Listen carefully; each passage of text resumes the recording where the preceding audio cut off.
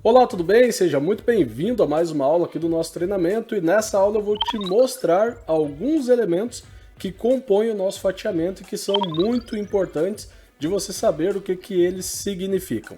Bom, primeira parte aqui eu vou te falar a respeito da espessura das camadas. Eu não sei se você percebeu ainda, mas o nosso modelo ele é feito em fatias, ele é feito em camadas.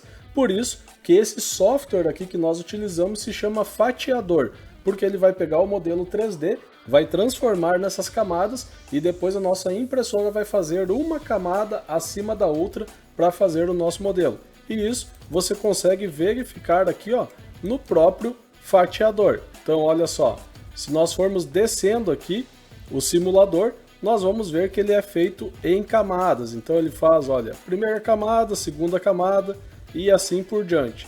Vai fazendo camada acima de camada de acordo com as configurações que nós colocamos. Bom, essas camadas aqui, logicamente, se elas forem feitas mais finas, a nossa peça vai demorar mais para ser feita. Se elas forem feitas mais grossas, a nossa peça vai demorar menos para ser feita. E em contrapartida, se nós fizermos elas mais finas, o nosso modelo vai ficar mais bonito, com um acabamento melhor. E se nós fizermos elas mais grossas, o nosso modelo vai ficar com um acabamento pior, porque ele não vai conseguir ser tão fiel às características da modelagem 3D que nós fizemos. Então, o que você precisa levar em consideração aqui como base para o fatiamento na questão de espessuras de camada? Você precisa levar em consideração o seguinte: você tem uma altura mínima de camada que você precisa respeitar e você tem uma altura máxima de camada que você precisa respeitar, e isso tudo levando em consideração o diâmetro do bico. Então eu vou te explicar aqui o que você precisa respeitar. Se o diâmetro do bico for, por exemplo, 0,5 milímetros, você vai respeitar 20% como medida mínima e 80% como medida máxima. O que significa isso? Significa que para um bico de 0,5 você vai ter no mínimo uma espessura de 0,1 e no máximo uma espessura de 0,4. Isso fica dentro dessas margens, dentro desses limites que eu te falei. Então, para qualquer bico, qualquer diâmetro de bico, você pode considerar isso. Como uma medida média que os fatiadores utilizam e entregam para nós nas pré-configurações, nós temos a medida de 0,2.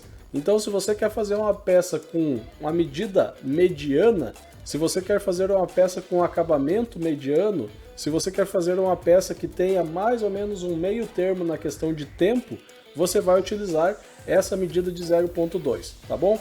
Então, deixa eu te mostrar aqui, em Print Settings, você vai vir aqui em Layers and Perimeters, né? Layers e perímetros, e aqui em Layer Height, que é a altura de camada, você vai fazer essa configuração.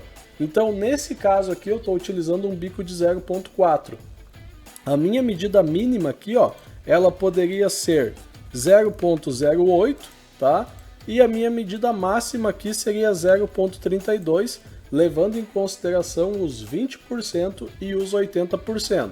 Vamos ver aqui no gráfico como que ele ficaria. 0,08, tá? E vou calcular aqui, eu vou fazer o fatiamento.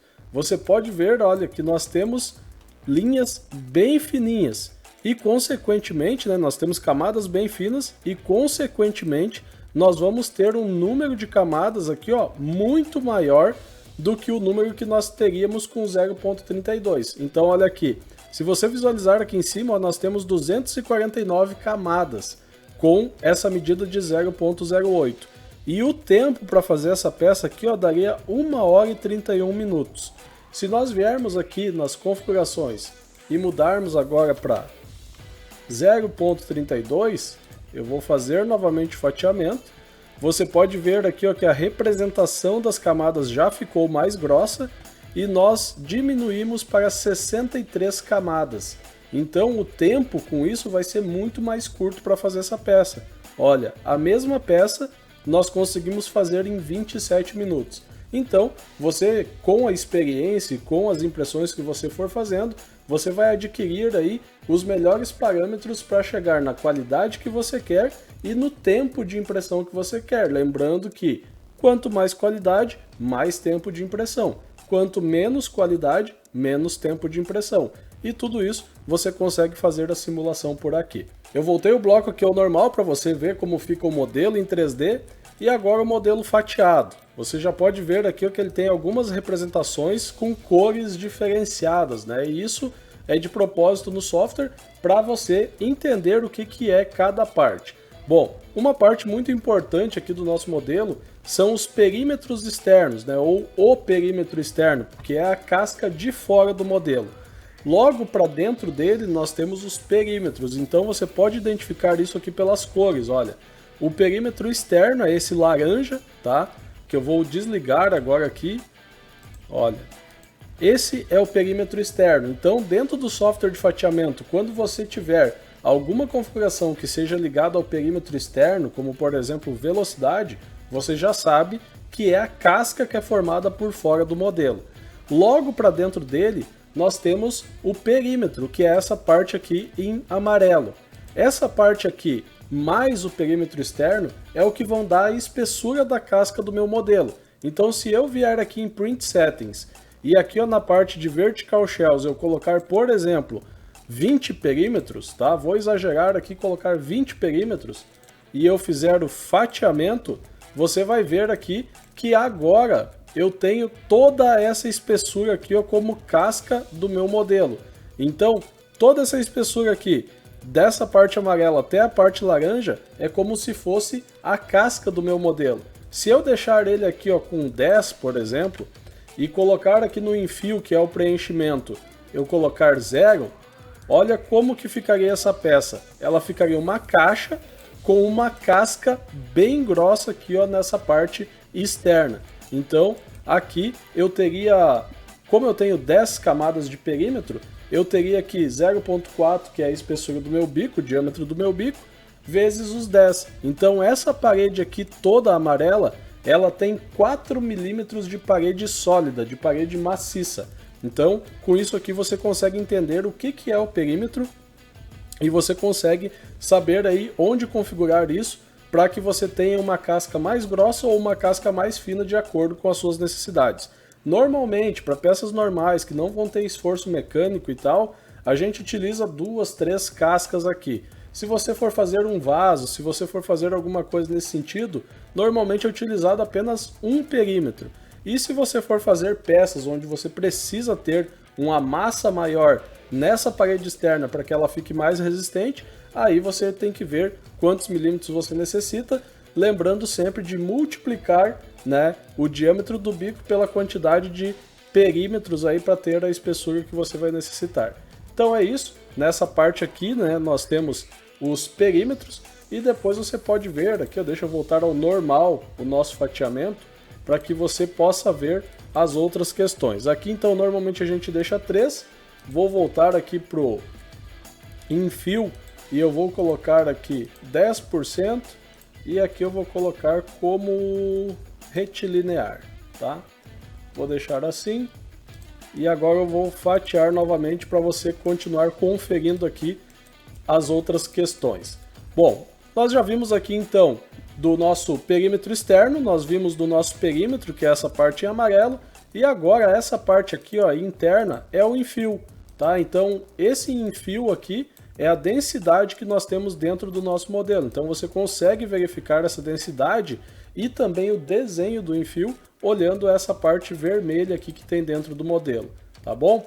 Descendo, nós temos outra parte muito importante que é a base do modelo aqui, ó, tá?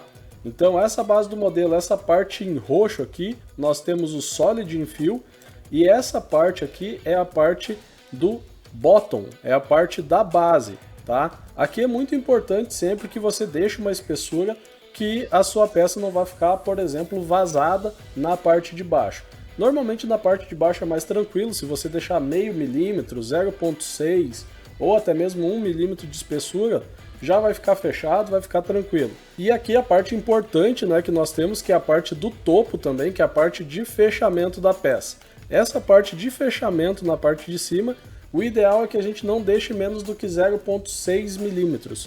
0.6 milímetros numa camada de 0.2 significa que nós teríamos 3 camadas aqui no topo. Tá? Então deixa eu ver aqui como está a nossa programação, só um momento. Nós temos aqui como programação aqui no topo 4 camadas, tá? Então, digamos que o mínimo que eu poderia deixar aqui seria 3 camadas. E isso tudo eu tenho que levar em consideração também o enfio que eu estou usando. Porque se esse enfio que eu estou usando ele for muito espaçado, quando eu largar essas camadas por cima, essas camadas elas podem cair para dentro desse enfio. E aí se eu utilizar só 3 ou só 2, por exemplo, essas camadas elas vão ficar deformadas por cima do enfio. Então se eu tiver um enfio mais denso, se eu tiver um enfio mais fechado ali dentro, digamos que eu posso utilizar 3 camadas que vai fechar legal. Se eu tiver um enfio mais espaçado, né, com a porcentagem menor ali dentro, eu tenho que colocar mais camadas de topo para que ele fique com o acabamento mais perfeito no topo. Então, mostrando aqui no fatiamento para você, vai funcionar mais ou menos da seguinte maneira, olha só. Vou vir aqui no enfio e digamos que aqui no enfio eu tivesse, sei lá, 2% aqui, ó. Tá? Eu vou vir aqui, vou fatiar só para você entender. Olha, fatiei. Tá vendo como ele tem pouco preenchimento interno? Então nós temos muito espaço aqui ó, nessas regiões, onde quando eu for depositar o filamento aqui em cima, ele tem a propensão de cair aqui para dentro desses buracos. Então olha só, quando eu vier com essa primeira camada aqui, ó, ele tem a propensão de cair ali dentro daqueles canais e aí ele vai ficar uma ondulação naquela parte. Depois, quando eu vier com as outras camadas aqui por cima, se forem só 2 ou só 3, ele pode ficar essas marcas. Então, se eu tenho pouco enfio, se eu tenho pouco preenchimento, o ideal é que eu venha aqui e coloque mais camadas de topo, tá? Então, digamos que eu coloque 5 camadas de topo, isso já pode resolver esse tipo de problema. No topo aqui, então, o ideal é que você coloque no mínimo 0,6 de espessura, mas se você quer garantir aí, coloque 1 milímetro de espessura que vai ter a garantia de que vai ficar uma peça com qualidade. Voltando aqui para o fatiamento, então nós temos ainda o skirting brim, que são essas linhas verdes aqui na volta, que normalmente a gente coloca no início da impressão, para que o fluxo do filamento fique constante e quando ele vá para a peça ele já esteja constante para não ter falhas lá na primeira camada. E se você quiser ver mais alguns detalhes a respeito, é só você ir dando uma brincada aqui no fatiamento que você vai entender as outras partes também. Essas partes aqui que eu te mostrei são as principais e as que você mais tem que cuidar, que são a base, a casca na volta do modelo e o topo, tá bom? Então é isso, nessa aula era isso que eu gostaria de te mostrar e eu te vejo numa próxima aula. Valeu, grande abraço e até mais!